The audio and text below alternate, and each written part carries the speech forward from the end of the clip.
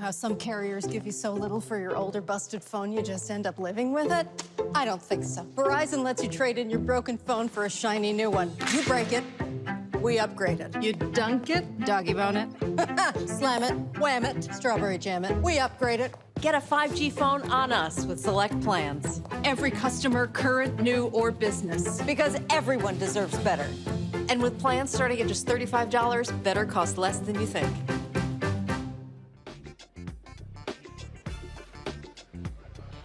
Today is Friday, December 17, 2021. Coming up on Roland Martin Unfiltered on the Black Star Network, live in Atlanta. The 2021 Cricket Wireless Celebration Bowl in less than an hour. The Southwest Athletic Conference is going to have their Hall of Fame banquet. We will talk with the Commissioner, Charles Mcclellan, about their honorees, but also about the expansion the conference has undergone this year. We also will talk with the outgoing and the incoming commissioners of the MEAC Conference as well. Also, a big announcement today. Cricket Wireless announced a 6-year extension of them sponsoring the Celebration Bowl. Also, in today's news, Kim Potter testifies on her behalf in her trial, where she was on trial for killing Daunte Wright. A lot of stuff we're going to be covering today on the show here in Atlanta, but also news of the day. Folks, it's time to bring the funk on Roland Martin Unfiltered on the Black Star Network. Let's go. He's got it. Whatever the miss, he's on it. Whatever it is, he's got the scoop, the fact, the find. And when it breaks, he's right on time and it's rolling. Best believe he's knowing. Putting it down from sports to news to politics. With entertainment just for kicks, he's rolling. It's Uncle Roro, y'all.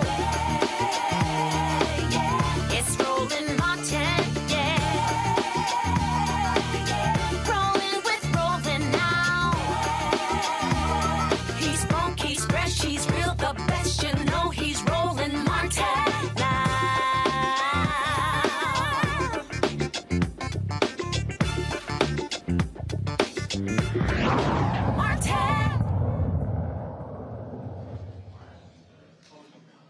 Folks, we're here in Atlanta for the 2021 Cricket Wireless Celebration Bowl. We've been covering all the various events surrounding this bowl game. It is the only FCS bowl game that pits the winners of the MEAC and the SWAC conference against one another for a 7-figure payday. Lots of activities that have been going on over the last several days. We've been covering them extensively right here on Roland Martin Unfiltered, as well as the Black Star Network.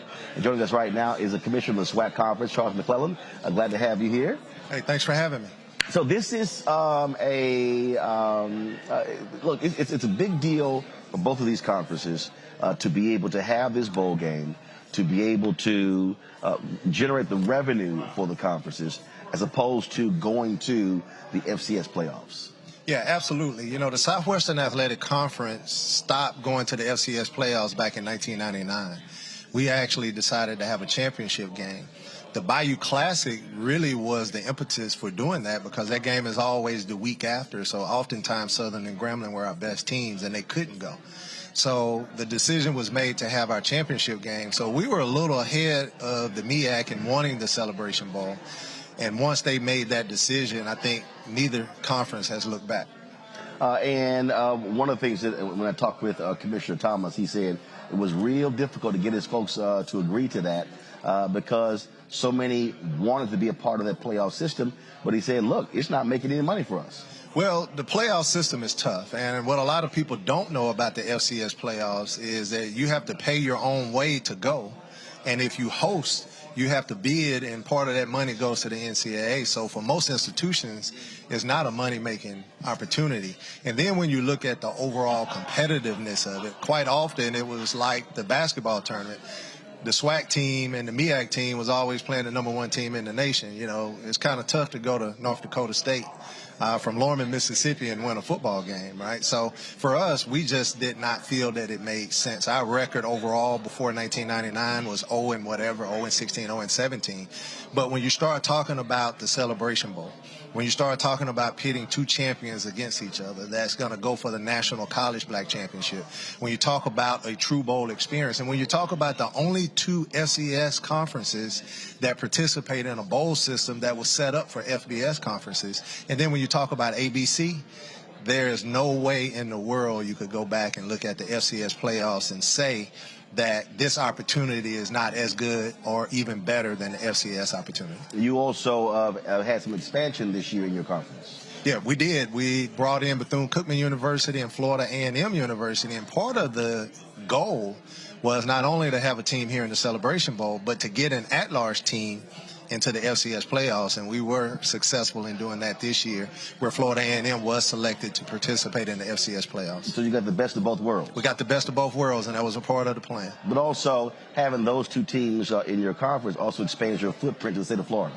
Oh, no doubt. Bringing in FAMU and Bethune was very instrumental in this overall success and fever that we're starting to feel in the Southwestern Athletic Conference. When you bring in two rapid fan bases, when you bring in two institutions that are the center of black college, you know, and to team them up with the 10 that we have, it was a win-win for both. And we're just ecstatic to be able to have those two. And SWAC, you know, we got a long ways to go, but I tell you, it's going to be a fun ride. How are you also positioning this conference for the future? Because what you're dealing with here is, we're seeing the movement of the Power 5 conferences. Texas and Oklahoma leave the Big 12. They go to the SEC. You're seeing just all of that going on. And so how do you remain competitive in this environment? Well, I think that's a great question. You know, you're talking about a conference that's been around for 100 years. You're talking about a conference, again, that has every major Division I HBCU college or university in its conference now, from Texas all the way to Florida. When it comes to black college athletics, we want to take the thing over and we want to insulate ourselves. So if we can generate enough revenue, you look at what Jackson State did. You know, they had championship game, 50,000. Alcorn State game, 60,000. The game before that, they had 55,000. If we can continue to put those numbers in there, FAMU sold out homecoming, Alabama A&M sold out homecoming, Alcorn sold out homecoming, Mississippi Valley State sold out homecoming. And now the sponsors and the corporate partners are coming in. We have increased our corporate sponsorship and partnership program by almost 6,000% from the time that we took over to now. And as you look at additional television opportunities, we think that we can compete with some of the Group of 5 institutions. As a matter of fact, from a revenue generation, we're 3 years away from out generating them from a revenue standpoint. So we think that we're very strong and very well positioned to be able to continue to carve out the footprint and change the landscape. And I think that's another point. We're not going to sit back and let the landscape dictate what we do. We're actively involved with the NCAA and the legislative process. We're going to change the landscape to benefit the Southwestern Athletic Conference. You also have an opportunity, the big news this week, the #1 football player in the country choosing to go to Jackson State.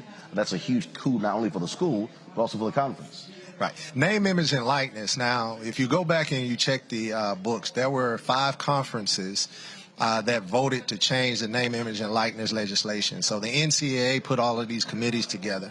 And at the end, we took a look at it. It was the SEC, it was the Pac-12, the ACC, the Sun Belt, the SWAC, and one other conference. And people ask me, why is the SWAC even involved with SEC? Your interests are not the same. Well, actually, they are. You look at what Coach Prime has done. You take his ability to be able to generate that corporate interest, and if name, image, and likeness, if it's good enough for you to get paid to go to the University of Florida, should be good enough for you to get paid going to Jackson State University. And we wanted the rules to be as flexible as possible, because when you look at it, the state law takes precedent over everything, and each state has different laws with different abilities. So we wanted the NCAA rule to be able to allow whatever the state rule is or state law is to be able to govern it. And I think it is going to open up eyes. I think that is going to show that you can be a 5-star, come to a Jackson State, get coached by a great coaching staff, get a name, image, and likeness deal, and be able to go pro. And that's the only reason why they're going to these Power 5 schools over the SWAC schools. So I think NLI kind of leveled the playing field, and it'll be our job to make sure that we continue to keep that playing field level. I think you're going to start to see more of a trend based upon that one decision. And I think what this boils down to is when we talk about, what's happening with SWAC, with the MEAC, it's the building blocks of these institutions. I'm always talking about how we have to build the capacity of our black institutions.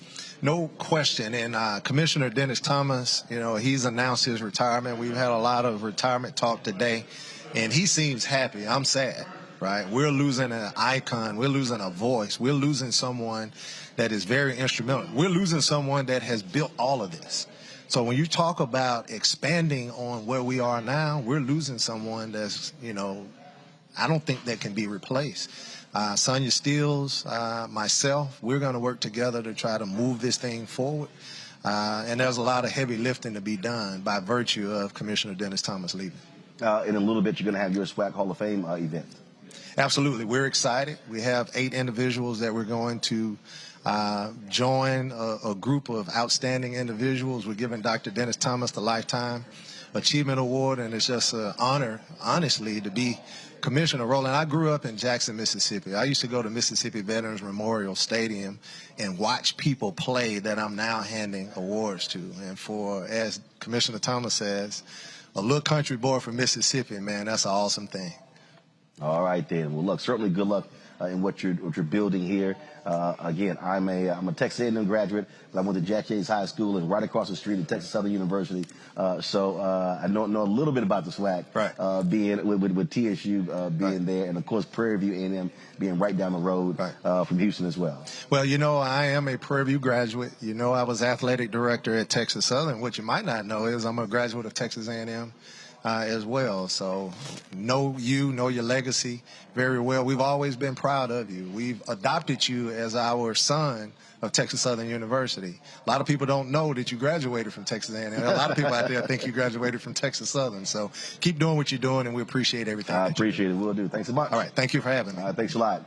All right, folks, so we're going to go to a break. We come back, we're going to hear from the outgoing MEAC commissioner, but also the sister who is taking his place. We'll also show you the announcement of Cricket Wireless announcing a 6-year extension of them sponsoring this Celebration Bowl. You're watching Roland Martin Unfiltered right here on the Black Star Network, broadcasting live from Atlanta.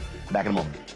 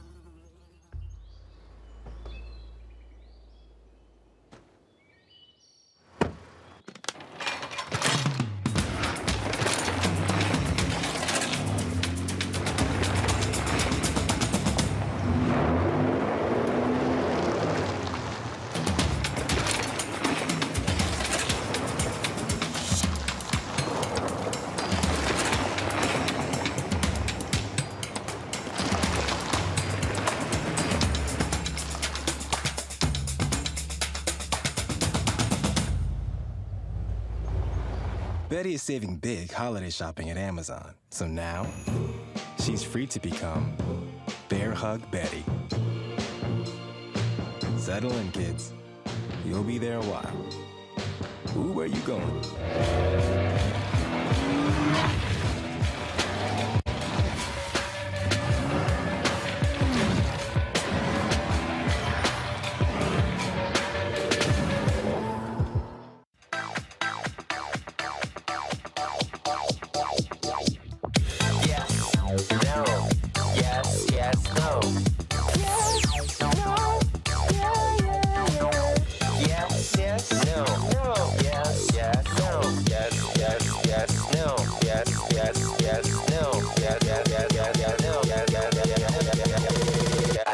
Try it first. I'm Chrisette Michelle. Hi, I'm Chaley Rose, and you're watching Roland Martin Unfiltered.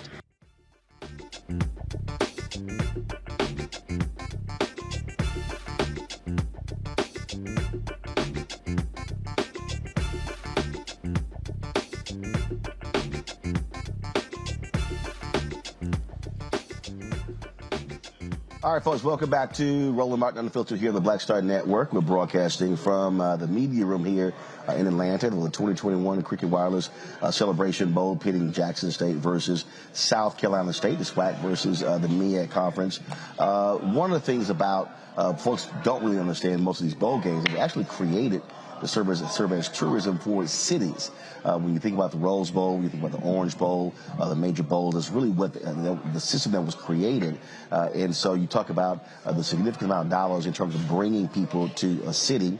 And so my next guest is responsible for tourism coming to Jackson, Mississippi. How you doing? I'm doing pretty good. Thanks for having me. All right, so let's get right into this because, look, it is one thing to come here, but your job is trying to get people to come to Jackson. That's correct. How does this bowl game, the attention you receive, how does that help the city? Well, it just raises the marketability of Jackson University. And the home of Jackson State University is Jackson, Mississippi. We experienced record numbers this year for an amazing football season, which really translated to about $30 million in economic impact for the city of Jackson. And so the better the team does, the better the city does. So we work really closely with athletics to make sure that the marketability is strong and that people can understand that we have a great school, a great football program, great athletic program, but also great arts, culture, and those other amenities that make people want to come and visit the city. And so when you talk about that $30 million impact with them selling those games out, we're talking about hotels, we're talking about restaurants, we're talking about all of, car rentals, all of those things. That's correct. People, we sold out, the Metro Jackson area sold out, but we also sold out as far as 60, 70 miles away. We're talking about people going to gas stations and grocery stores and buying ice and, liquor stores and restaurants and hotels and clothing stores. So it all, this really makes our community understand and appreciate the value of tourism in a very significant way. Well, and when we talk about that, we're talking about also helping black-owned businesses. That's correct. It really, it again, raises the marketability and value of HBCUs because traditionally, I know in our business, most of the attention has been on the PWIs. But now we have a HBCU that is bringing the color that everybody recognizes, and that's green. And so really excited about that and working again with them to make sure that next year we can build up on the momentum and let's do it again. Are you also seeing Jackson and Mississippi businesses also embracing the university? Definitely. So corporate sponsorships are much easier. In fact, they're knocking on Jackson University's door now. I had a conversation with the athletic director, and we've been a very strong corporate sponsor for a long time. He said, I'm not going to kick you out because you've been there when nobody else was there. So that's just an example of things that are happening. All right, then. Well, certainly good luck with that. And as they say, your business, look, it's about increasing the revenue flow. That's right. All right. Good luck. Thank you for having me. I appreciate it. All right. I want to bring my panel right now, folks. Michael M. Hotep, host of the African History Network. Michael joins me right now. Faraji Muhammad, radio and TV host, and also Matt Manning, civil rights attorney. I'm glad to have you here. I'm going to start with you, Michael. What we're talking about here, Michael, is the rebuilding of black institutions. I talked about this yesterday. It's capacity. That's what we're seeing with these two teams, with these conferences, but also how it impacts the broader community of black-owned businesses. Absolutely, Roland. And it's good to have you back as well. This is about building these teams, building these institutions, getting people like Travis Hunter to Jackson State University. This reminds me of when the Negro Leagues were being picked apart by Major League Baseball. And a lot of the best players from the Negro Leagues were taken away from the majors. And now I think people are really primed to really understand that these, many of our best high school athletes need to go to HBCUs. Okay, need to go to HBCUs, and then you deal with, you just had the interview, we deal with the businesses that surround these institutions, especially African-American owned businesses, being able to profit from people going to the games and things like this. So this is dealing with building up these educational institutions, but also economic empowerment when it comes to businesses around them as well. And, hats off to Deion Sanders also. I think it's brilliant what Deion Sanders is doing also. One of the things, Faraji, that folks may not get. I mean, I'm sure there are people who are watching the show who are saying, okay, all this attention y'all are paying to this bowl game, it's a lot more important stuff that's happening in the black community. But this is what's happening in the black community. This is the building of our institutions. And I think it's one of the things that frustrates me is when too many of our people have a very small world view of what is happening in terms of how we are able to build institutions, to grow institutions. And so covering this, bringing awareness to it is important because we've got to stop playing small ball. Right. Oh, that's the big thing right there, Brother Roland. And I love the conversation you just had before you with the commission, not with the commissioner, with the other brother. But you talking about the fact that a lot of black institutions were born out of the frustration because white institutions and white platforms and white infrastructures did not accept us, whether you're talking about the church, whether you're talking about our political party, or whether you're talking about an athletic conference. It comes out of the fact that white people, if they bring us in, they bring us in at a lower amount, lower rate. If they bring us in, they want to usurp our talent. And so we have gotten to a place, and I think this is fantastic that we do talk about these things, because we have gotten to a place to show that, look, when you are frustrated, when dissatisfaction can be the fuel to bring about the change that you've been hoping and praying for. And so if folks don't see the power moves that are being made, one of our YouTube watchers said that, big power moves. If folks don't see the power moves that are being made in terms of taking black athletes, especially college athletes, where we know, Brother Roland, it felt like just yesterday where a black college athlete had possession and power over his or her image, likeness, and how they're going to use their brand, right? But for years, the NCAA has been just basically just sucking the life out of black college athletes, right? Putting them on posters, putting them in commercials and all of that. And yet that black college athlete is kind of left in this predicament where they're not able to make money, where they're not able to really gain from all of the work that they've been putting in.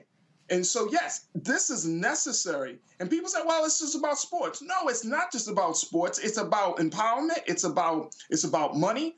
It's about us saying that in this space of sports and entertainment, we need to have some level of ownership. In this space of sports and entertainment, we need to dictate our own future. And that's the place that we're in right now. So it's awesome that we are having a celebration bowl. It's awesome that corporations are looking to fund this whole endeavor. But my hope is, Brother Roland, as you talk to the commission about, that we can bring, large-scale black-owned businesses into the fold, right? And not just have Coca-Cola or Cricket or any other person kind of just keeping folks at bay, but you're bringing in those small Black businesses, bringing them into the conversations, bringing them at the table, so that way there can be full, complete community ownership of Black people. You know, you have Black athletes being supported by Black businesses. I mean, this is the start of something fantastic. And Matt, that point there, when you talk about your HBCUs, the businesses that surround these institutions typically are Black owned. When you talk about your restaurants, when you talk about your other businesses, and so when you have people coming back to those campuses, attending those games, it is driving economic development for our community. It absolutely is. And as a Howard grad, I first have to say go MEAC, but I spent many a dollar at football games and otherwise at the businesses that were around Howard and that supported myself and all the other students. And it's beyond just the economic impact. Those business owners are the same people who checked to make sure I was doing my work in school and make sure I was going to graduate on time. So it's a community that's around these institutions, and the institutions really provide invaluable resources to the community, obviously beyond the educational impact, but also the economic impact. So it's a wonderful thing, but I got to say, go MEAC. All right, then. Got to go to a break. We come back. We're going to talk with the retiring commissioner of the MEAC Conference, Dennis Thomas. That's next on Roland Martin Unfiltered, right here on the Black Star Network, live from Atlanta.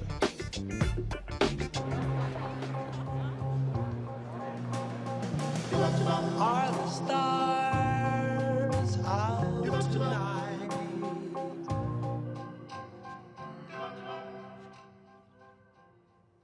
Alexa, play our favorite song again. Okay. I only have eyes for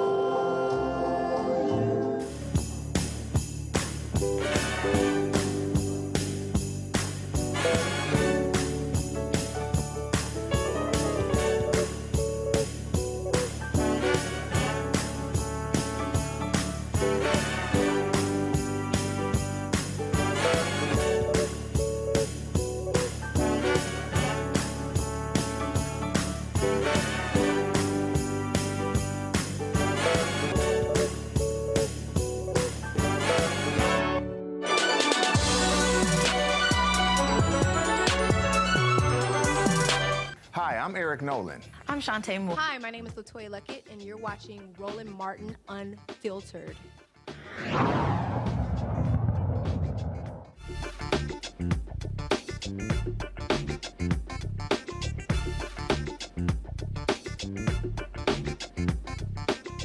All right, folks, welcome back to Roland Martin Unfiltered. We're joined now by the retired commissioner of the MEAC Conference, Dennis Thomas. So you don't have to do all this stuff next year, all of the duties and events and news conferences, and you can just chill.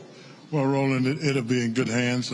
Sonia Steele, the commissioner-elect, is ready, and she's going to do an absolutely fantastic job. You should also feel good after today's announcement of the extension of Cricket Wireless for 6 years as a sponsor of this bowl. Absolutely. We are very pleased that corporate America has invested in HBCUs and in this bowl game. And it is absolutely critical that we continue to receive the kind of investments from corporate America. Are you getting calls and emails from some of your other peers saying, man, how in the heck did y'all pull this thing off? Well, I got calls in 2004 when we first asked ESPN to invest in a bowl concept that I brought to ESPN. And ESPN said sign off on it.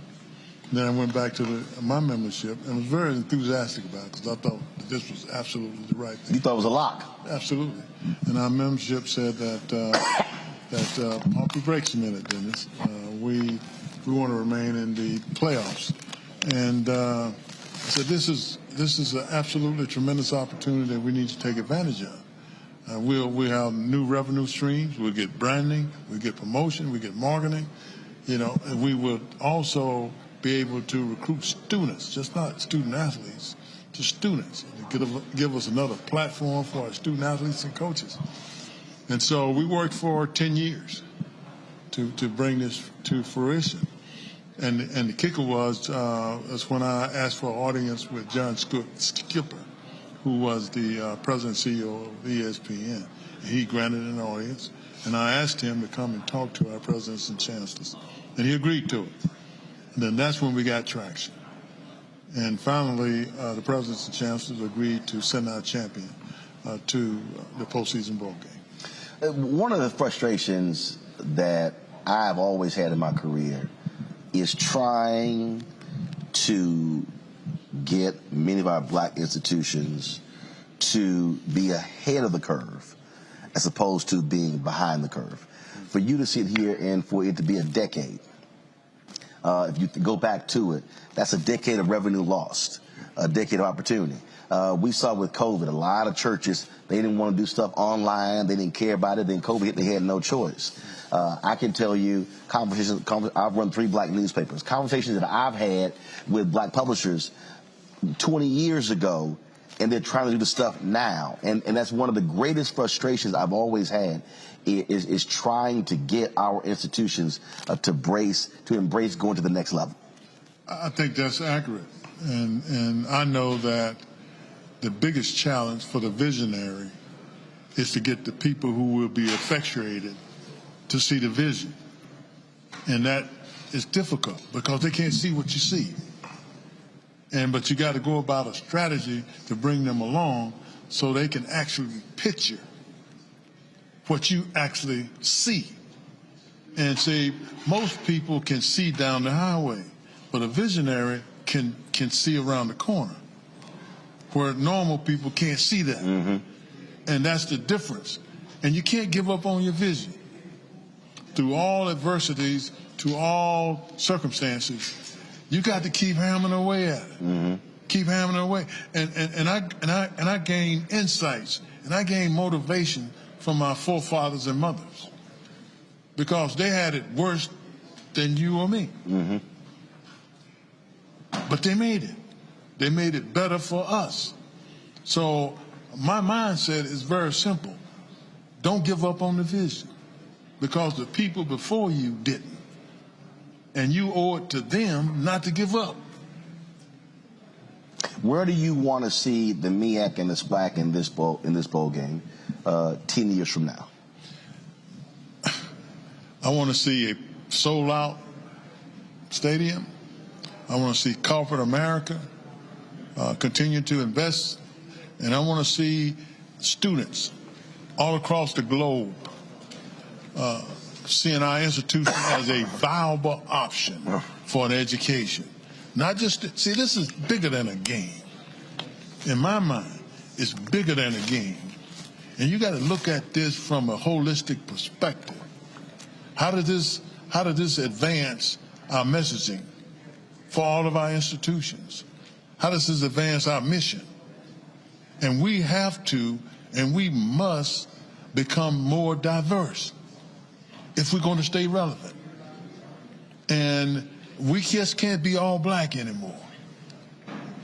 We still can maintain our mission, our goals and objectives, but we have to serve all of America in order for us to grow, in order for us to sustain our stability, in order for us to be better to corporate America and improve our value not only to our community, but to our world.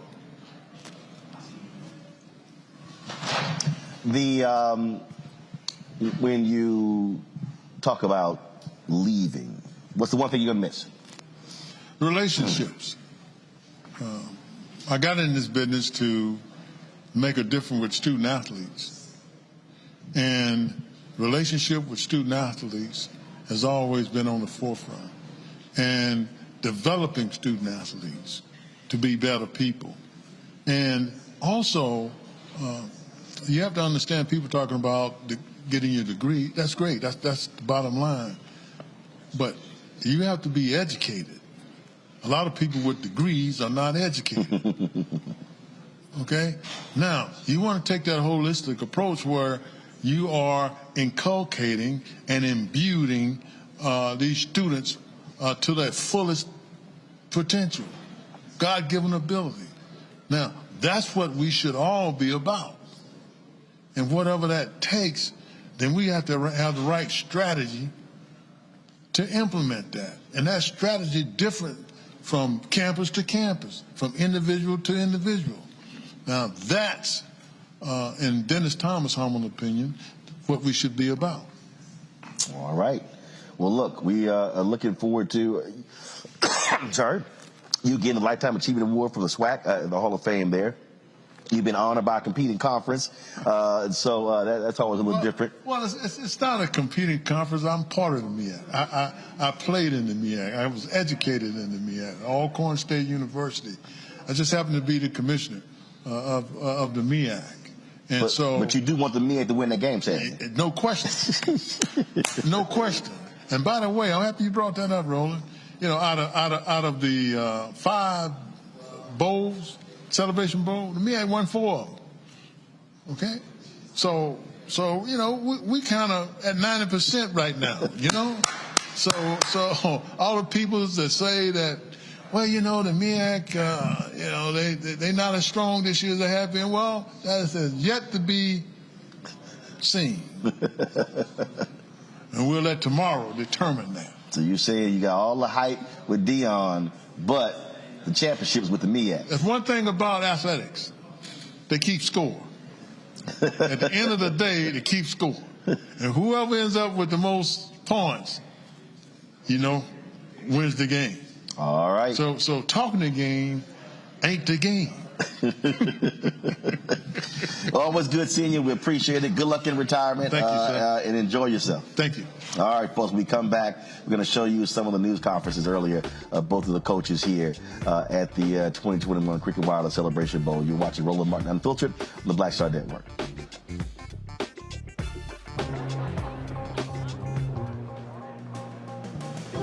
Are the stars out tonight?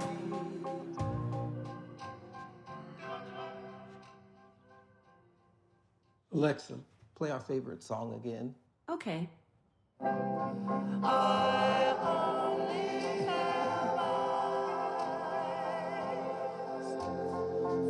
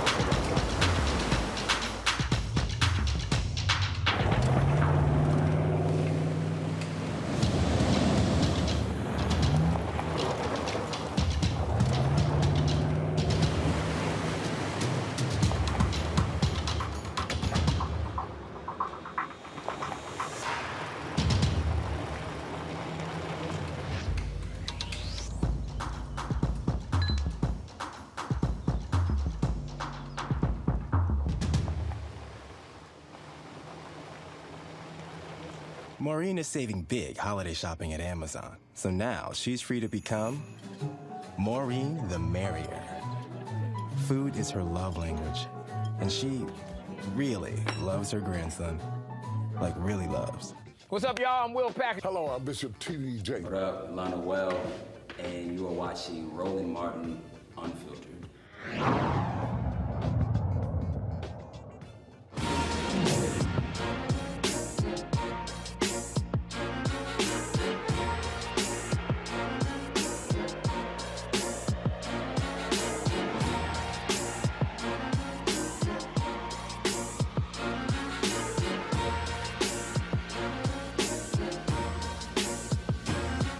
So we're here to announce to you that this year, we're just announcing a new 6-year extension for the Cricket Celebration Bowl to be hosted here at this beautiful venue, Mercedes-Benz Stadium.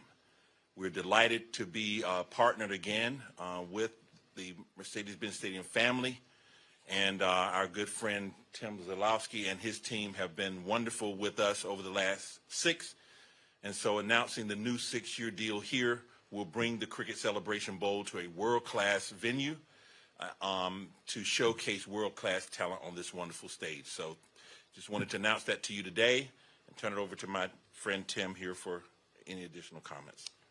First and foremost, it is our pleasure to obviously announce what the 6-year extension. John and the team at the Celebration Bowl and ESPN have been outstanding partners with our organization, and it gives us great pride to host the first game in the college bowl season each year with the Celebration Bowl taking place here, the Cricket Celebration Bowl. So we set out at Mercedes-Benz Stadium to bring the best events from around the world to Atlanta. We function either as the heartbeat of Atlanta, or if you come in here as a fan for any of our events, we try to welcome you home. And there's not a better way to do so than the partnership we have with John Grant, the folks at ESPN, and the Celebration Bowl. So, John, thank you very much for the commitment you've had to our enterprise for the next 6 years. We look forward to an exhilarating match tomorrow with a sold-out capacity and many more years of it to come. Thank you. Thank you. Thank you. Thank you so much. First of all, I'm thankful. I'm elated. I'm happy. Unbelievably blessed week. Wonderful honor. This gentleman right here has been outstanding. When I tell you that this is really, truly a bowl game, I was blessed to attend 4 bowls at my tenure at FSU. And this, if I say this is the best one, they're going to think I'm trying to hate on FSU, especially with the recent actions. But this has been a great bowl week. It's unbelievable. I can't wait, and I'm excited about the game. That's my opening statement. Appreciate all you for coming here. I really do. I appreciate it. I really do. I'm pretty sure we hadn't had this type of involvement in the past, and I'm thankful and I'm elated to be addition to provoke this type of change that we're seeing right now. Let's do this. Coach, we'll start in the back, standing up. Coach Sanders, Tolly Carr with HBCU Game Day back on the riser. Right here you go. Hey, my man. Good. How you doing, sir? Great. Powerful week with recruiting and Travis Hunter, and just we've all seen that. I'm wondering for you, the amount of power that gave him and that he showed the country, and the amount of power that Jackson State and other HBCUs are starting to show.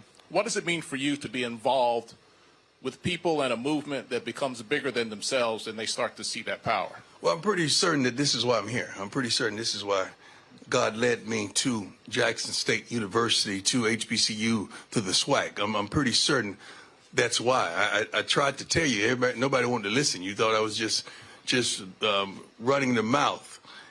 And it was not that. I truly believe. We stand by that word, I believe, and we truly believe that it's going to be a change. Everything I've done in my life, I provoke change. Why not now?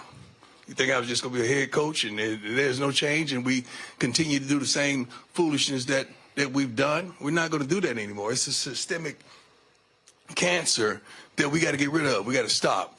We got to stop. We got to change every darn thing that we can possibly do. This is a new kid. This is a new generation. This is a new thing. And we got to be open to change. And that's all we've done at Jackson State with the help of our beloved AD, Ashley Robinson. We provoke change in every aspect of the word. I was originally committed to FAU, and a couple weeks after that, that's when my dad got the job at Jackson State. So we was just walking around each other at the house, and I just got to the point where it was, all right, Pops, talk to me. Like, what is it? So then we sat down, we talked about it. He never recruited me doing it, though. Like, I was on the calls with the other coaches. I was already at the school, and then I just felt like it was the best situation for me. And my whole recruiting process, I wanted to go somewhere and play right away. I'm not going for go there, sit a year, learn from this guy. I feel like experience is the best thing in learning. So I knew regardless of wherever you go, you'll have the attention and have the spotlight wherever. So I just felt like this was the best place, and for our people too. Shedeur, can you explain in your own words what's special about the HBCU experience? I mean, you see it. You see just the fans, just everything coming to fold now. I just remember picturing walking to the empty stadium and just looking around, just praying, like not knowing what the season has to come. and the magnitude of everything we're doing now, it just really showed that God's real. Shedeur, you talk about the decision you made to come. You know, you were a 4-star. You were the highest recruit at that point. Now you guys just got another young man that has committed to you all, who's highly rated. Just talk about, what it is. You said you guys chose to come to Jackson State, and now he's chosen to come to Jackson State. What do you think it is that makes those young men who their father isn't the coach? What makes them want to come to Jackson State? I mean, just seeing how real it is. I mean, you guys are teammates. It's not a relationship with my pops where, okay, I get special treatment and stuff like that. Like, I'm human too. Like, I'm a regular player too. So I feel like just the players and just teammates seeing how everything's so genuine and how down to earth our coaching staff and coaches is, and they understand what it's like to be one of us in our situation. Guys, thank you all for coming. Appreciate you coming to check on us. We've been going through a neat week here at the Celebration Bowl. I got to first thank all of the sponsors, all of the operational folks, starting with John Grant. John is the executive director of the Celebration Bowl. John has done a fantastic job of running this thing. I've been involved with other bowl games, and I can tell you that this is as well run as any game I've ever been associated with. The sponsors, starting with John Dwyer from Cricket Wireless, the Coca-Cola folk, the Delta came in there in Columbia, brought all their top-notch people in and flew us in from Columbia to Atlanta. That was a fun little trip. It was kind of fun in a way because, I mean, we bust to Delaware. I mean, so you come back and take the plane to Atlanta. It was truly an exciting kind of opportunity that way. So we've got to thank all of the folk that are involved here with the Celebration Bowl and say that it was truly a pleasure to be a part of this particular fair this way. And we look forward to seeing if we can come out on Saturday and play against these Jackson State Tigers. Everybody knows Jackson's the favorite. We all know that they've got Deion and all of his highfalutinous and all the different kinds of stuff. I was a fan when he was playing for everybody, for two teams. He was playing football, basketball, and baseball, and track and golf and all that kind of stuff at the same time. So the guy, is probably the, I guess maybe top all-around athlete maybe of all times as far as I can remember doing our generation here. So the guy's been fantastic as far as his athleticism and his play and all these different. And then on top of that, then the guy comes in, and makes the coaching game look easy. He's been here for less than a year, and he's won all the top awards. I've been coaching for 45 years. They hadn't had, some of these accolades and stuff of that kind that he's had. So it's been a fun run to see him rise to the top of the league, and he's done a little bit for us all. I gotta be honest and say that I'm sure some of the numbers that we've had as far as the record ticket sales and that kind of stuff are somewhat, I guess, dependent upon the fact that that he's got there doing what he does. But South Carolina State folk have done a nice job themselves. We've been extremely excited about this thing. The build up from the time that we won our conference to now, has been tremendous in the way that our fans have gotten excited about and done, a great job of coming together and being a part of this thing too. So I'm looking forward to seeing our fan base out there against their fan base, along with the fact that our team is going to be against their team. Our band is going to be against their band. So this is going to be a fun experience for us all. So I'm looking forward to this and many, many more Celebration Bowls to come, because I think we've got something here. I think we've got a model that might be good as ever. Y'all ready for me to shut up? Rick? No, yeah, I know y'all. Okay. All right, folks, when we come back, we'll talk with the winner of the Jerry Rice Award for the best player in the FCS, Deion Sanders, the first HBCU player to actually win that award. You're watching Roland Martin Unfiltered right here on the Black Star Network.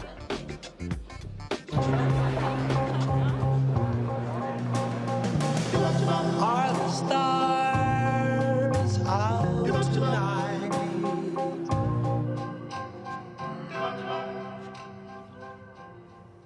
Alexa, play our favorite song again. Okay.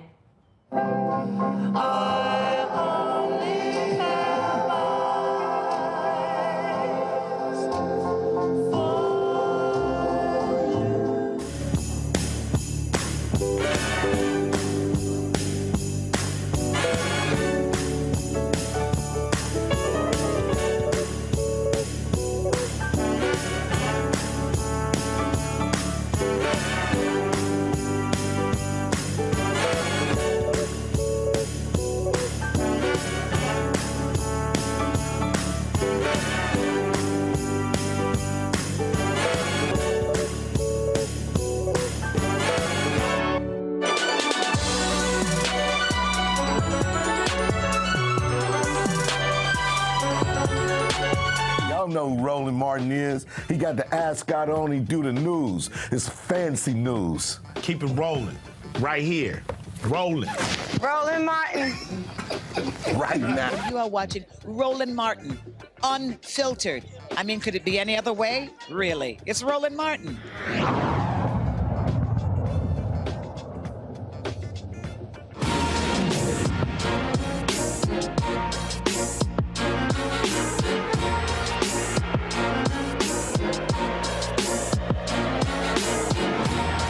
My next guest is not just the son of the head football coach, he's also the starting quarterback.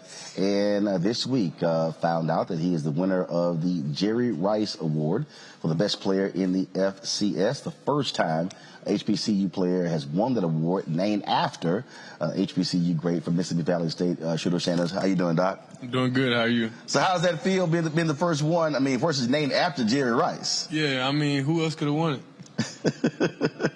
Who else could have won it? You saw what I did out there. You saw the numbers I put up. And really the team. So you see what team I got around me. Have you heard from Jerry Rice? He was a teammate of your dad's in San Francisco. I spoke with him in the past. Talk about this season and how it's gone. 11-1 season, a lot of hype, a lot of attention, and the fan base has really embraced what y'all have been able to do. I feel like it's a pretty darn good season to me. Offensively, we're putting up numbers. We could be doing more. Defensively, you see with that side of the ball. You see that teams are having trouble scoring on them. So I feel like overall it's a good time. It's a good year, and you see just the media around HBCU football now. A lot of times you'll have quarterbacks who might disagree with their coaches. You're in a unique situation because when you look to the sideline, it's not just the head coach, but it's also dad. Yes, sir. So do you? And so what's that relationship been like as well in terms of when it comes to game day? I mean, he's been my coach for my whole life. We've been doing the same thing in high school. We won a championship in high school all 4 years. So it's nothing new. It's just like we're just doing history again. Well, that's always still also a little bit different because you also the whole dynamic of other players as well.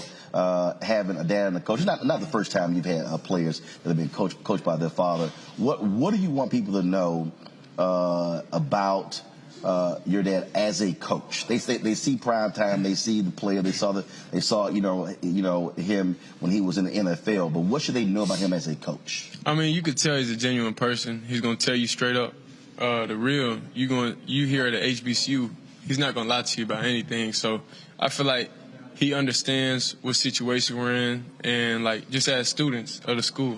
So he's been through that before too. He went to college, he did all that. So he's more realistic and he's very reasonable. Well, and also as somebody who's played at the highest level, considered the greatest cornerback to play in the NFL. So I take it when it comes to your defense, listening to him, they probably listen a little bit more intently based upon their track record.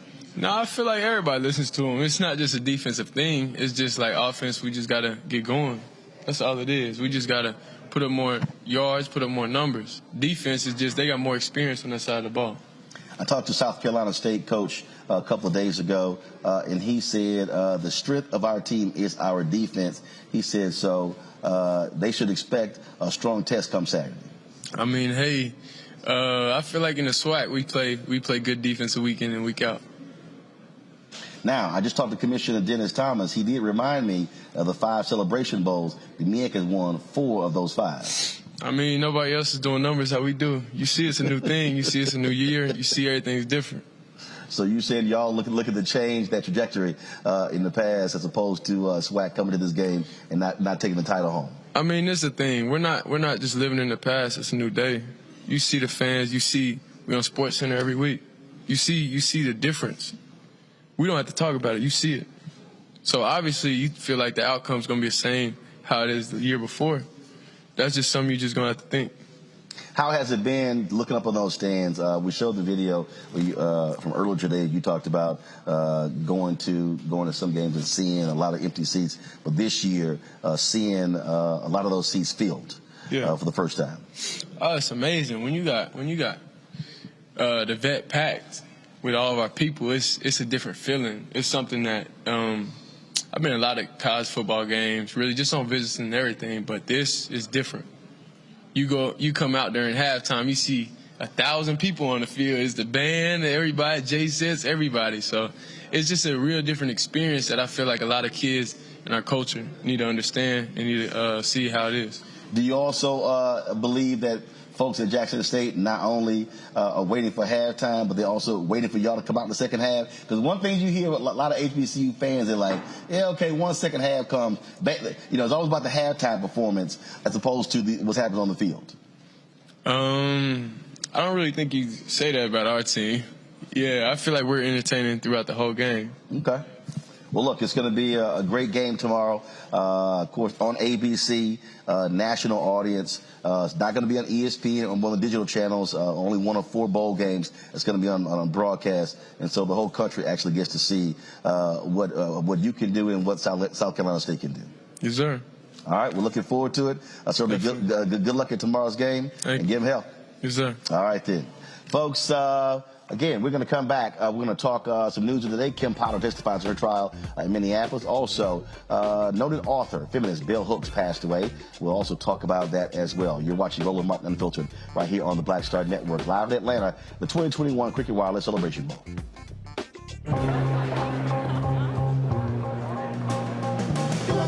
Are the stars out tonight?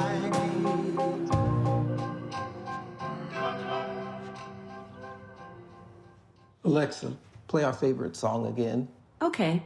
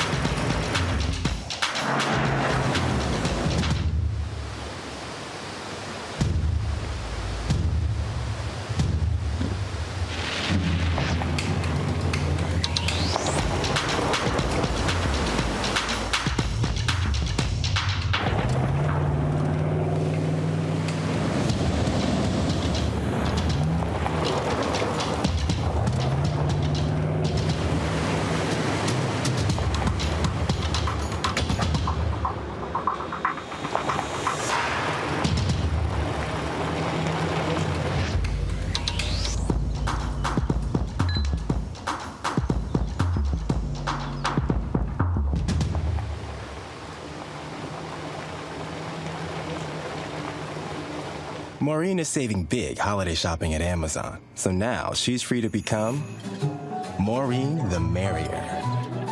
Food is her love language, and she really loves her grandson. Like, really loves. Hello, everyone. It's Kiara Sheard. Hey, I'm Taj. I'm Coco. And I'm Lily. And we're SWV. What's up, y'all? It's Ryan Destiny, and you're watching Roland Martin Unfiltered.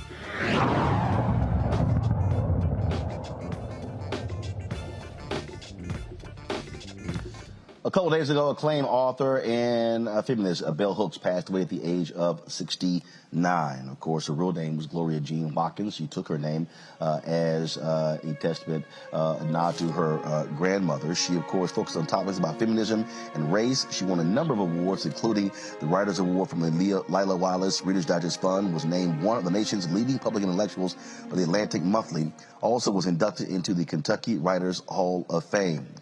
Joining me now is Dr. Imani Perry. She's professor of African American Studies at Princeton University.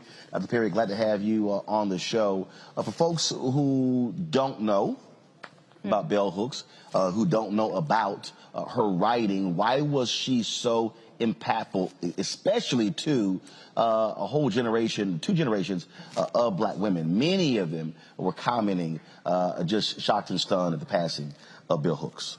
Yeah, well, first of all, let me say thank you for having me and thank you for spending the time to talk about her. She was an incredibly brilliant woman, an author of literally dozens of books. She resonated with people because she wrote from the position that she began. She was a country woman. She was from Kentucky, and she became an extraordinary intellectual. And through those experiences, decided to share with people how she thought about gender, how she thought about sexuality, how she thought about class, how she thought about injustice broadly. Her writing was inviting. It wasn't, distant academic language. She reached for people where they are, where they were. And she also, and this is really important, I think, for our communities in particular, she wrote about love. And she wrote about spirituality. And so she really thought that the work of the intellectual was to tend to the entire person and to the entire community. And when we talk about, again, when I saw the reaction from so many people, they just talked about the power of her writing and how she centered black feminism. That's something that it wasn't an afterthought. It was the center of everything she wrote about. Yes. I mean, black women were at the center of her calling, and she took the name of her great-grandmother and put the name in lowercase to emphasize. She was interested in we, us collectively, our people, our community, black women's legacies in particular. But she didn't, for her, that was an entry point to thinking about the entire world. So for her, being a black woman wasn't limiting. It was actually a perspective from which one could understand the world in extraordinary ways. But you always, when you opened her book, you knew that you were being seen, that you were being recognized, and that you were important as a black woman reader. But I also think it's really important to say, she loved black men dearly, and she talked about wanting to tend and care for black men as well. I'm going to bring in my panel, Michael M. Hotep. I want to start with you, your thoughts on Bell Hooks, and also if you have a question for Dr. Imani Perry. All right, thanks, Roland. Thanks, Dr. Imani Perry, for coming on today and teaching us more about Bell Hooks. This is a big loss as well. She wrote 40 books translated into 15 different languages. I posted about her death on the African History Network fan page. The question I had, Dr. Imani Perry, and I know you're the person to ask this too, when we deal with and hear about feminism or black feminism, oftentimes African-American men are automatically off-put by it. And this has caused factions in the movement for issues pertaining to African-Americans. How do we continue to push for issues that are beneficial to African-Americans while at the same time not denouncing African-American women when they talk about issues that are specifically impact them? Oftentimes when they bring up issues that impact them, they're told that they're being divisive and you should just focus on black issues, not black women issues. How do we move forward together? Well, that's a hard question to answer. I mean, I think Gloria, and I called her Gloria instead of Bell Hooks, I mean, when she wrote the book Feminism for Everybody, she was trying to respond to that. I think, my perspective is I think black liberation is for all black people.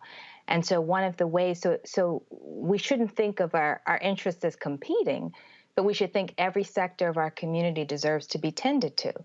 And that there is no hierarchy in our communities, that we all deserve care. I mean, if there is one, it is our babies come first, right? And so You know, so that's the ethos. I understand there are a lot of sort of tensions, that we are a complex people. We have differing politics. We have differing perspectives. We're not going to all agree. We're not going to have the same idea about liberation. But I do think if we start from the perspective that we care about all members of our community, that helps. Okay, thank you. Faraji? Oh, I can't hear you. Roger, we can't hear you. Gotcha. Dr. Perry, thank you so much for joining us on the show today. I'm wondering, in terms of Bell Hooks' legacy, you know, what would she say to Black men today about getting involved in the feminist movement, or what role should Black men play in the feminist movement? Because I'm sure that you've heard this. It seems like there's a generation of Black men, younger Black men, that have very different views about the role of women, the role of men, whether it's in the household, whether it's in the workplace, whether it's in the community. So how would Bell Hooks advise us to move forward on making sure that the next generation of Black men is a part of the change to bring about a greater level of respect for Black women? Well, I mean, I think, and I feel pretty confident saying this because, you know, I spoke to her over the last several years, and everybody, you know, changes and grows. But I think consistently what she tried to talk about was being aware of the very particular kinds of oppressions that all folks in our community experience. So it's hard to, ask people to join a movement without also recognizing what they're experiencing, right? How they might. So I think for young Black men, in the ways that young Black men are targeted and demonized, right? That's also part of the struggle for liberation. And she was very attentive to that. So it's not a sort of, you know, bring you into one side. It's actually bring us all into recognizing each other. Now, that said, she didn't shy away from challenging sexist attitudes and ideas in ways that not everybody liked all the time, in ways that people found difficult. But this is why I mentioned the point about love, right? So if love is the underlying ethic to everything that you do, and people know that you love them, that makes it a lot easier to accept pushback, criticism, when you know that it's not coming from a place of competition or hostility, but love. And so, you know, it's a long struggle. You know, we've had a hard history. So it's not ever going to be easy, but it's worth fighting for. And that's the lesson she taught us. It's worth fighting for. Thank you. Matt Manning. Good evening, Dr. Perry. Thank you so much for joining us and for teaching us. My question is it's pretty simple. How do we connect Ms. Hooks' teachings to this social moment that we find ourselves in, kind of this inflection point as we're fighting for justice? Please, if you would, edify us on how we can use her teachings to kind of move forward at this point. Well, I would say, I think, you know, I do think that reading is, you know, I love Ida B. Wells' quote, that people must know before they can act. I think reading should be a ritual practice for all of us, because we learn, we become more insightful. But I also think, I think in the words of Ella Baker, you know, the tribe increases, we carry on. So part of the lesson is to read and learn from her and from many others, and then develop our own analyses, right? And try to work together in the now, right? We have this incredible array of ancestors who provide models and who provide insight, but we're also we're here, and then we are the ones to continue the work, and understand that it's lifelong work. We're not going to solve these things, but we can make a significant difference. Thank you. Dr. Perry, if that was one book of Bell Hooks that everyone should read, what would that be? Oh gosh, that's a really hard question when you're talking about dozens of books. I particularly love Yearning, and I also love Teaching to Transgress, because I think about children all the time, and that book is really about how do we see ourselves as people who offer knowledge to young people who think that they are the future. So, yeah, that would be the one, I guess. All right, then. Dr. Imani Perry, we surely appreciate you joining us to share your thoughts regarding the passing of author Bell Hooks. Thank you so very much. Thank you. Folks, going to a break. We come back. Kim Potter testifies on her behalf in her trial in Minneapolis for killing Daunte Wright. Lots of tears on the stand. We'll show you what took place right here on Roland Martin Unfiltered on the Black Star Network. Betty is saving big holiday shopping at Amazon. So now, she's free to become Bear Hug Betty. Settle in, kids. You'll be there a while. Ooh, where you going?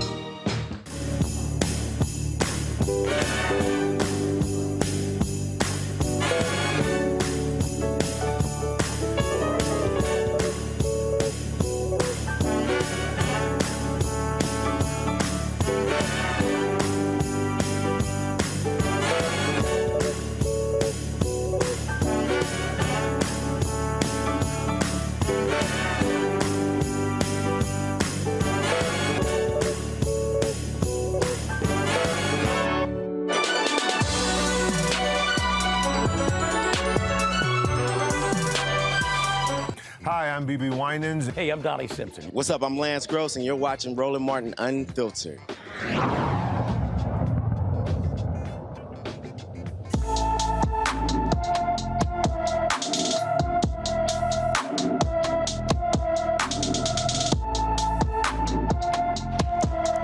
Thirty-five-year-old Deandra Chalmers was last seen walking near the Parkland Hospital on November 29th in Dallas, Texas. Deandra is 5 feet 9 inches tall, weighs 180 pounds, with black hair and brown eyes.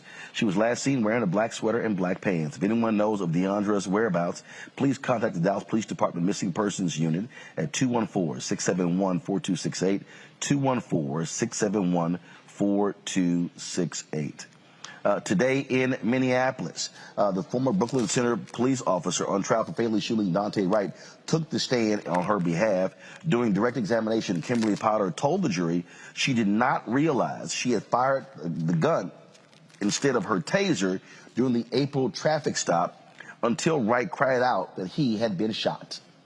With Officer Lucky and the driver at the door, the driver was trying to get back into the car.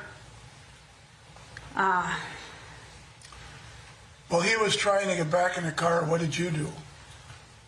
I went around Officer Lucky as they're trying to get back in the door. I'm between the door and Officer Lucky and the driver. And the driver's getting into the car. And what happened next? They're still struggling, and I can see Sergeant Johnson and the driver struggling over the gear shift, because I can see Johnson's hand and then I can see his face. And you knew Johnson for many years before this, is that right? Yes. And by looking at his face at that point in time, what did you interpret it to mean? He had a look of fear on his face. It's nothing I'd seen before.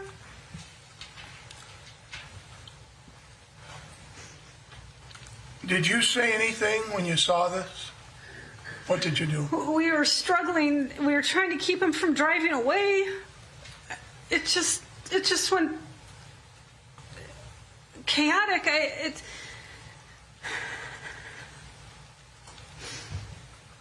And then I remember yelling, "Taser, taser, taser," and nothing happened. And then he told me I shot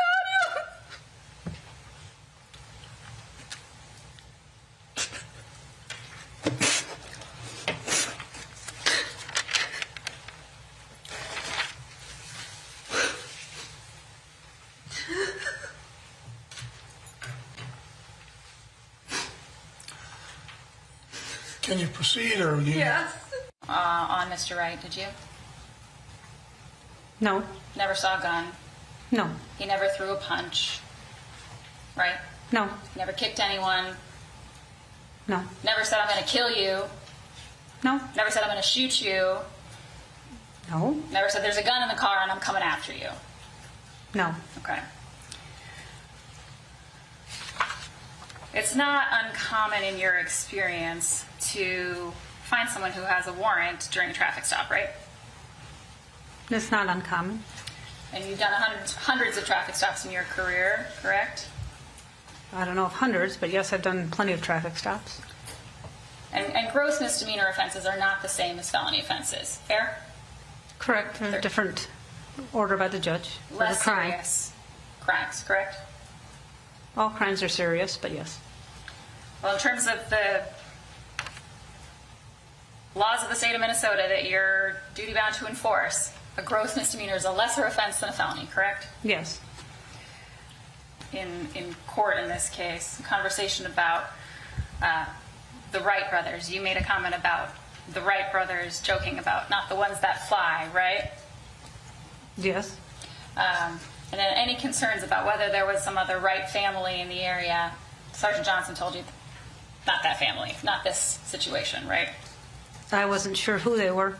Okay. Your aid and communicate information to other officers, right? Yes. And it's part of your job to assist those who are hurt or injured, true? Yes. And to communicate to other officers what you know about a particular scene, right? Yes. Give them whatever information you can to help them do their jobs, to help render assistance, things like that, right? Yes. But you didn't do any of those things on April 11th, did you? No. You stopped doing your job completely. You didn't communicate what happened over the radio, right? No. You didn't make sure any officers knew what you had just done, right? No. You didn't run down the street and try to save Daunte Wright's life, did you? No. You didn't check on the other car that had been hit, did you? No. That all happened just down the road from you. Yes. You were focused on what you had done, because you had just killed somebody. Right? I'm sorry it happened.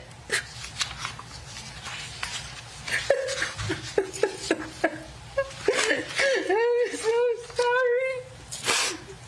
Ms. Potter, from your reaction today, and from your reaction on your video, you didn't plan to use deadly force that day, did you? No. You didn't want to use deadly force, did you? That's irrelevant. If she planned it or wanted it, it's a constructive offense. The objection is overruled. No. Because you knew that deadly force was unreasonable and unwarranted in those circumstances. I didn't want to hurt anybody. You didn't want to hurt anybody. No. And that's why you said, I'm going to go to prison. I don't. That's 3 times now, Your Honor. Repetition. All right. The objection is sustained. Ms. Potter, you know the difference between left and right, don't you? All right, Matt Manning, I want to start with you. I mean, is there a plausible defense? Oop, my bad. A little bit, to an extent. But I'll tell you this. Let me first say, everything in a courtroom is intentional. For all your viewers out there, they have her dressed this way purposely. Mm-hmm. I'm sure her attorneys told her, if you get emotional, do not stop, crying. All of those things are, unfortunately, what lawyers try to leverage in front of a jury. And here, if you look at the picture, they've made her look as homely, and I mean no disrespect, but as homely, as maternal, as accessible. We're talking Minnesota, right? So this is all intentional. And I say that in support of saying, if you notice, she didn't even use Daunte Wright's name. She continued to say the driver. I guarantee you her attorneys want to depersonalize Mr. Wright and make it seem as though she's just a good officer doing her job. But I would say here, the tears are for fears. They're to try to impart to the jury the idea that she was so afraid for that. A couple things are happening. One, she was afraid for her own safety. But the ancillary thing is that she was afraid for the safety of this other officer.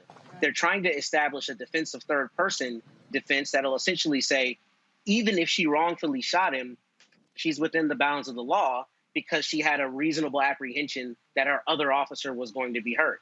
Now, we know that's cockamamie because, in fact, she reached for the wrong weapon, which is absurd if you've had 26 years of training.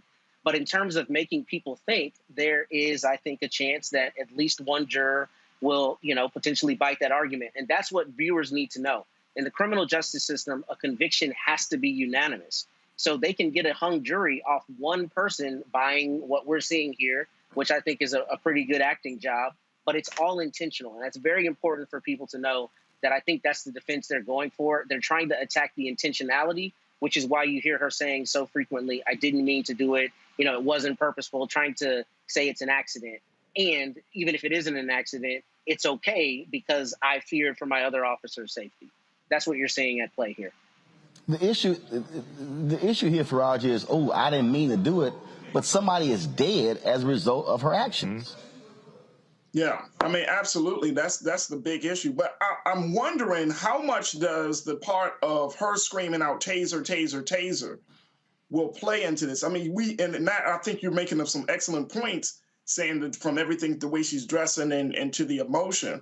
But I mean, the part that she says taser, taser, taser, I can't personally get past that.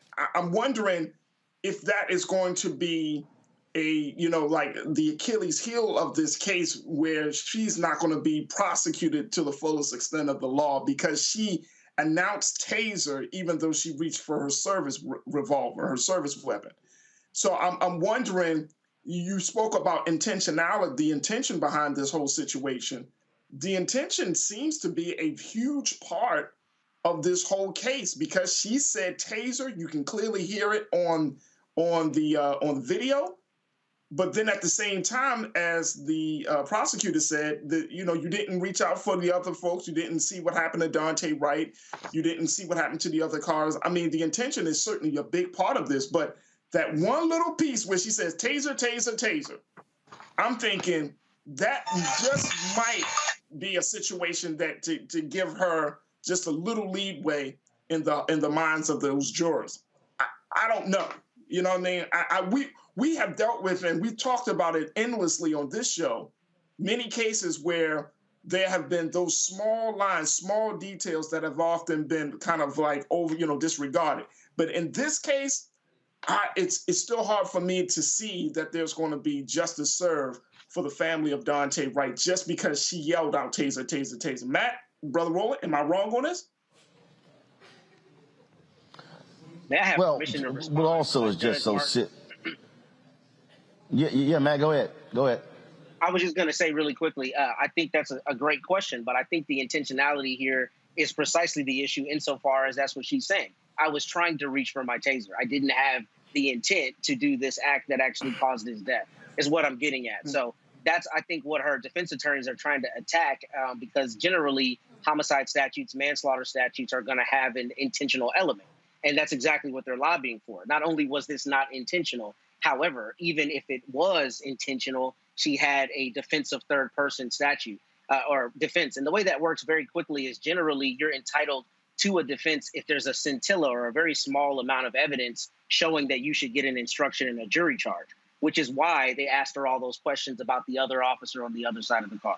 That's what you're seeing them try to establish right now. The thing here, Michael, that when you watch this, her attorneys have already laid the groundwork by saying, oh, if she's found guilty, they want the judge to sentence her and not the jury. But we also know in many of these cases, juries give the police officers extreme benefit of the doubt. And so it's not clear cut that she's going to be convicted in this case. No, it's not clear cut. Now, the prosecution did a really good job today.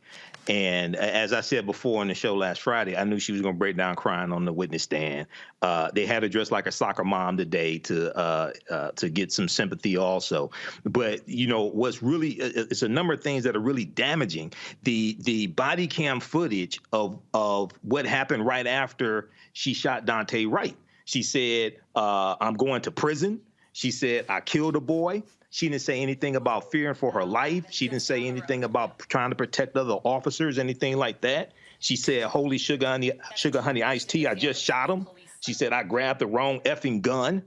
I shot him. Okay. But then the prosecution today went on to talk about how, after Daunte Wright was shot, the car drove off. It hits another car.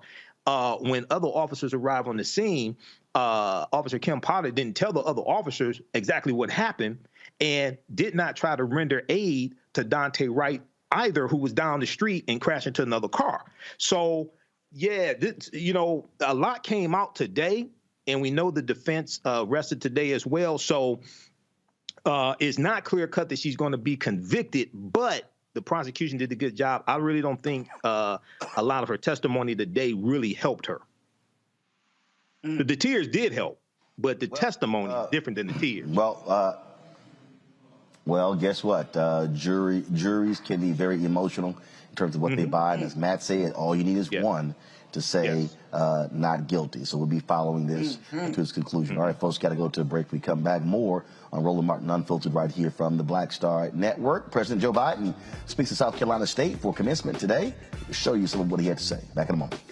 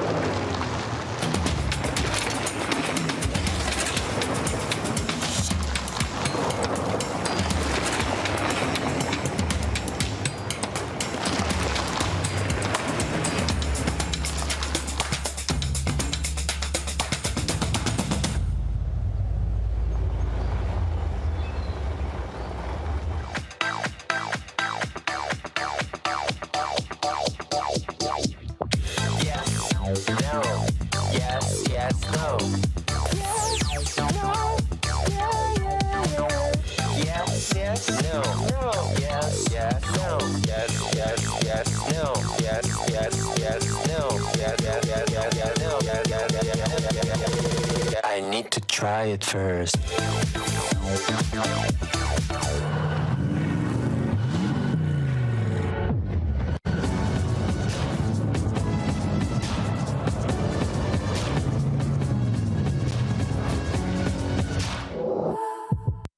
I'm Chrisette Michelle. Hi, I'm Chaley Rose, and you're watching Roland Martin Unfiltered.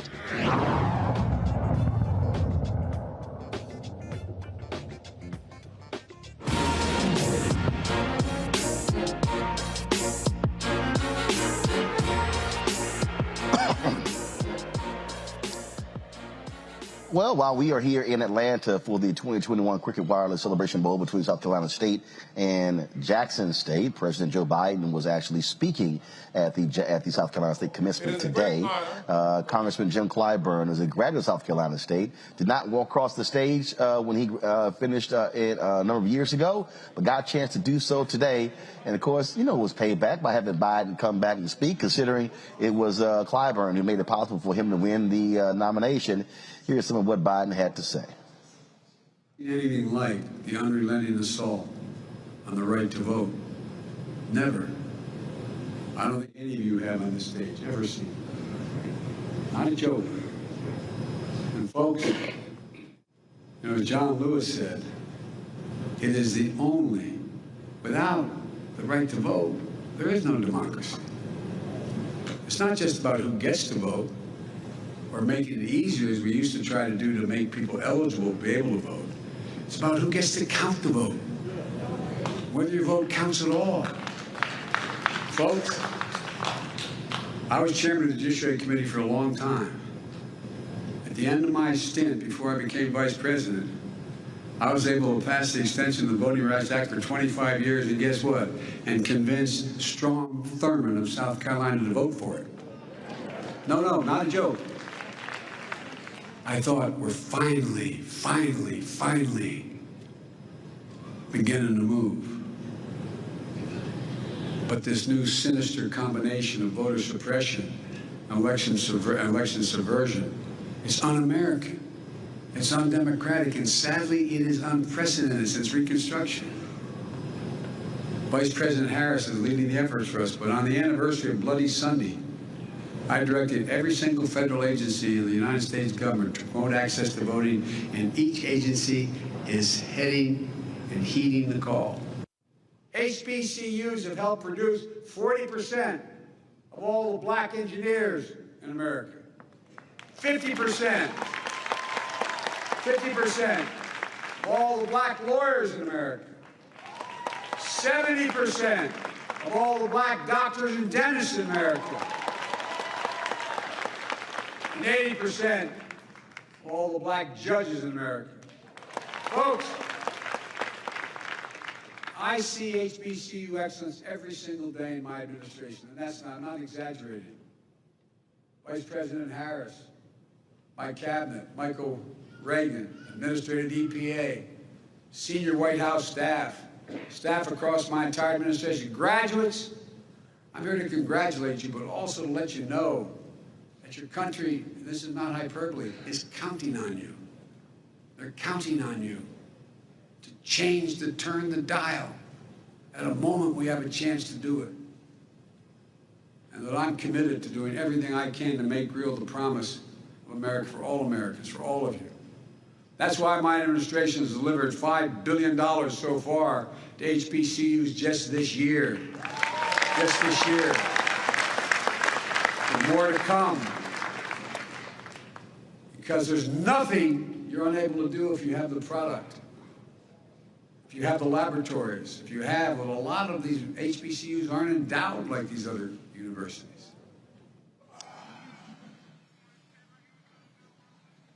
Okay, that all sounds great, Faraji, talking about the importance of democracy and the right to vote, but the reality is this here. They have not passed the For the People Act. They have not passed the John Lewis Act. Senator Chuck Schumer insists this is going to get done by 2022. The reality is Republicans are moving forward quickly with these voter suppression bills, and they are desperately trying to lock in their advantage with this also political gerrymandering for the next decade. President Biden has got to do more than just give speeches. Oh, absolutely. And one of the things that just stuck out for me, and just in that clip, Brother Roland, is the fact that he said that we're counting on you. Look, the president, to the president, respectfully, no, sir, you can't put the onus and that burden on us, because guess what? Black people come out to vote. We've been voting. We voted for the Democratic Party, and we've just been voting in the system for many years. And the next generation of college students have been voting as well. We saw that in President Obama's election. No, we're counting on you to get on track with where we are trying to go. And it's all good. Yes, you can boast $5 billion to HBCUs, but HBCUs the infrastructure is crumbling and the resources are drying up. So $5 billion is good, is a good start. But these HBCUs, if you want to there's a difference between managing and then actually putting money to take this thing to the next level. And so HBCUs need more support. I mean, they need it's like a mandate every year that they're going to get billions of dollars, just as much as we do other colleges, just as much as we do countries like Israel and other places. There needs to be that level of mandate and that level of commitment. The final point is that, look, what are you asking us to do in this moment?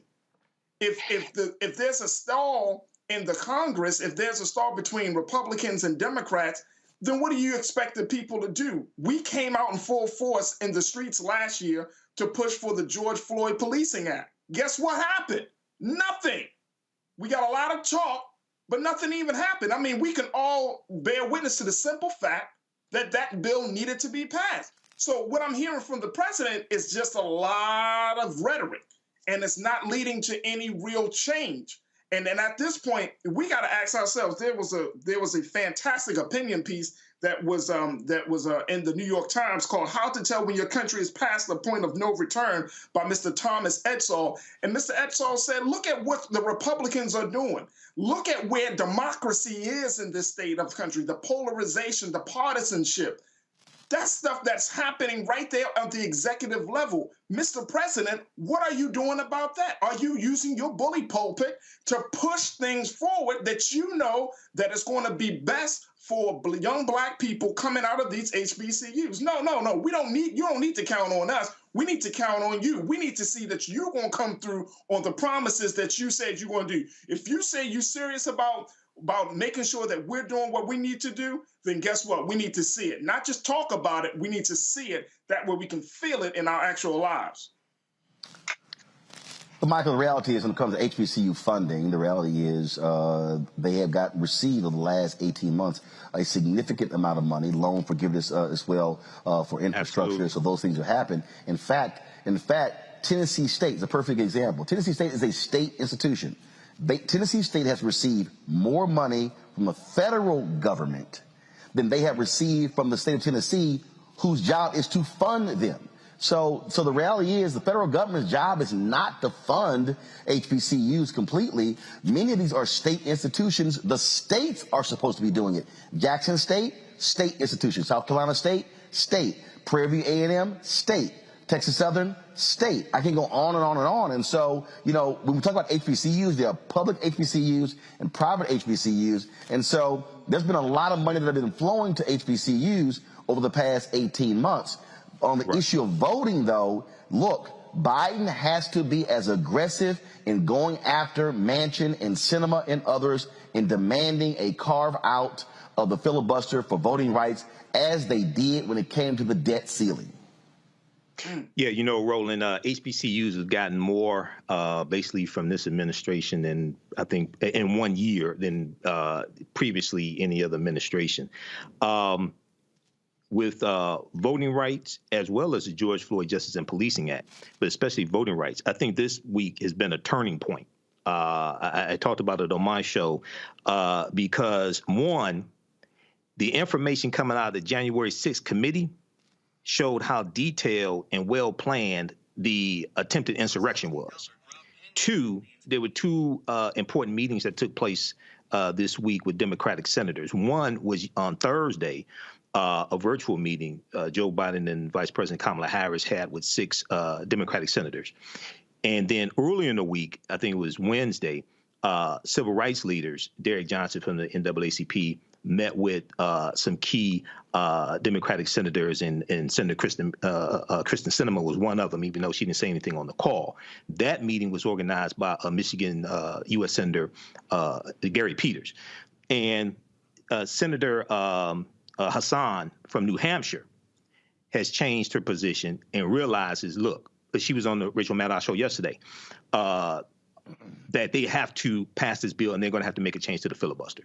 So we have to keep pushing, hold Joe Biden accountable, but also somebody whose name doesn't come up oftentimes in these conversations, Roland and the panel, is Senator Chuck Schumer, who controls the Senate. He's Senate Majority Leader. Pressure has to be put on Senator Chuck Schumer as what? See, notice how Senator Chuck Schumer's name just oftentimes, I know you talk about him, Roland, but oftentimes in these conversations, his name is not even brought up that much. Senator Chuck Schumer controls the Senate. He's Senate Majority Leader. So it's pressure on Biden, continued pressure on Senator Chuck Schumer. But lastly, Roland, July 14th, 2021, NBC News had an article, more than 150 companies back update to Voting Rights Act.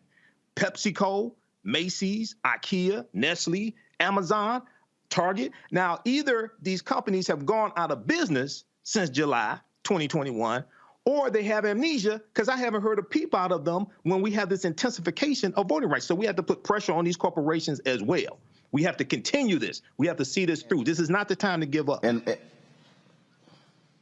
Matt, on that particular point, these major law firms supposedly were going to be dedicating resources to fighting for voting rights, as Michael said, these companies as well, and they've all been MIA. And this is what I've said the civil rights groups like the NAACP. This is not just about having meetings. This is why you got to have public pressure. This is why the NAACP, with its 2,000 branches, should be throwing up pickets and protests in front of these corporations and these major law firms saying, "Where are you?"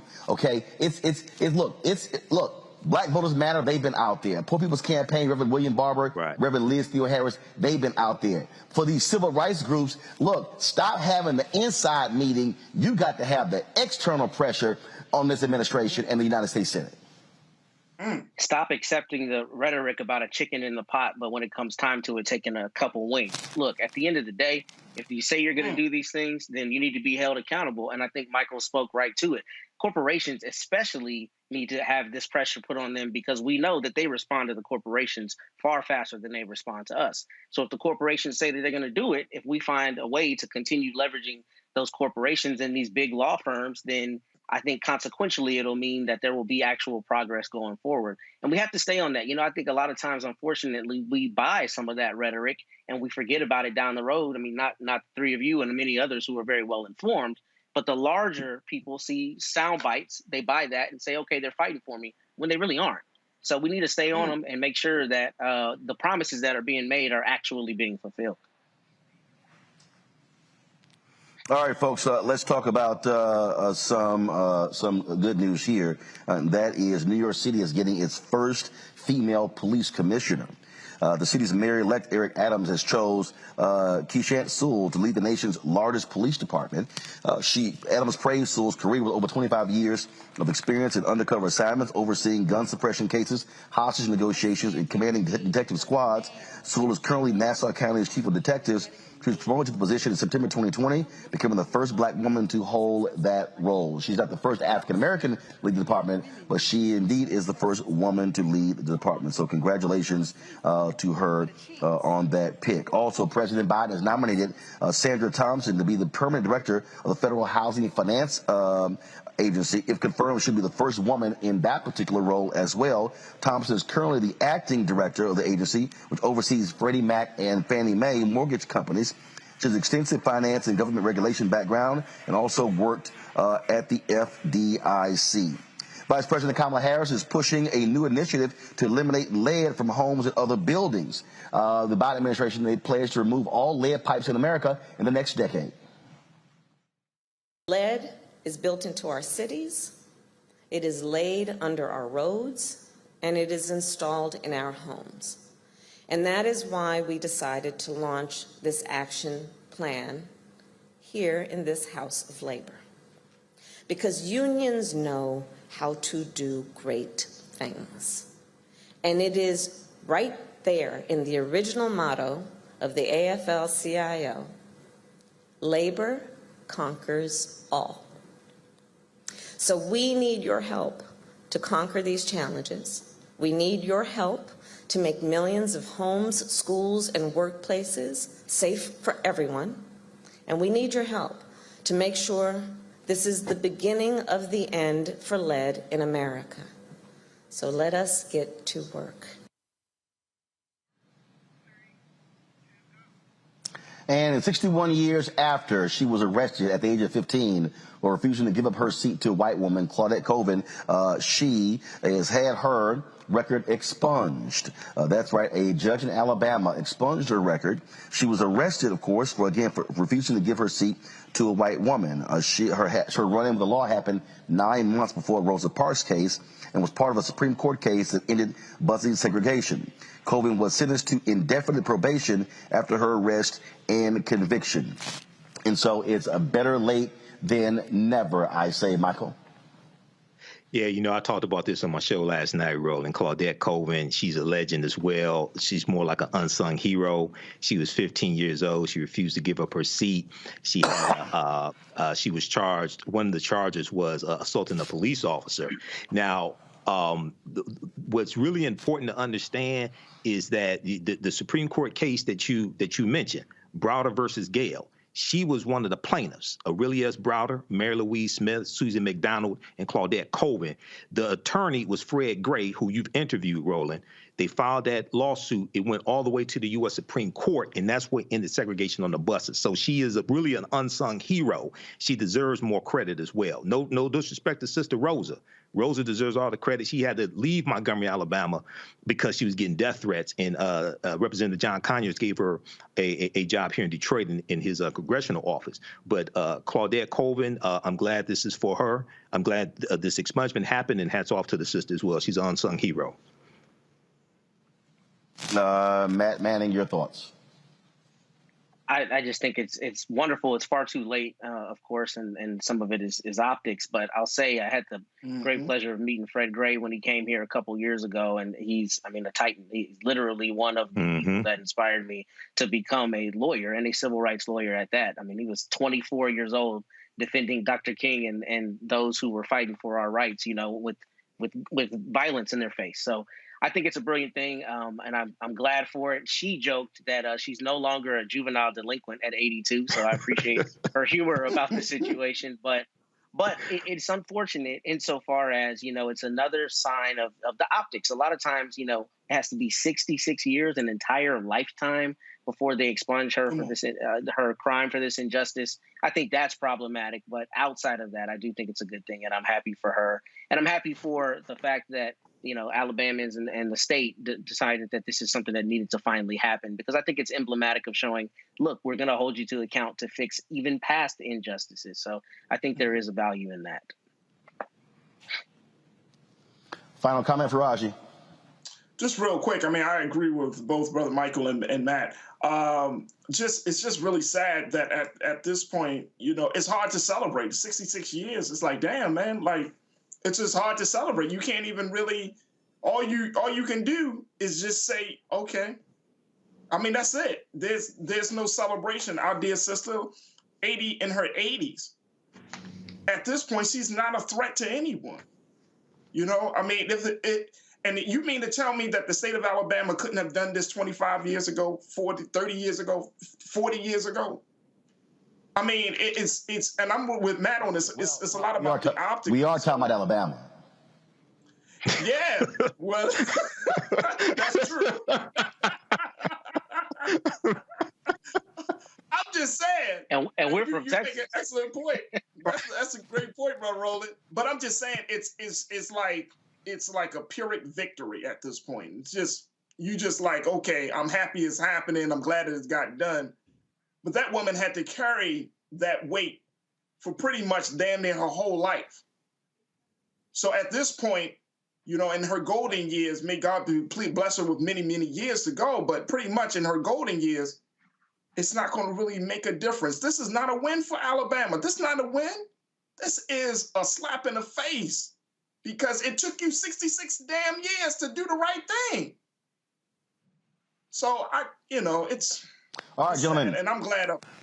Gentlemen, I appreciate it. That is it for us. We're going to be broadcasting live tomorrow from the Coca-Cola Fan Zone outside of the Mercedes-Benz Stadium here in Atlanta for the 2021 Cricket Wireless Celebration Bowl. Game time is at noon, so we'll be live at 9 a.m. Eastern tomorrow right here on Roland Martin Unfiltered and the Black Star Network. Michael, Faraji, Matt, thanks a bunch for joining us today. I want to thank all the folks also here in Atlanta for making it possible for us to do what we did this week with all of the coverage. And so we look forward to bringing you more sights and sounds of the Celebration Bowl tomorrow, live right here on the Black Star Network. Thanks a bunch. Y'all take care. Holla!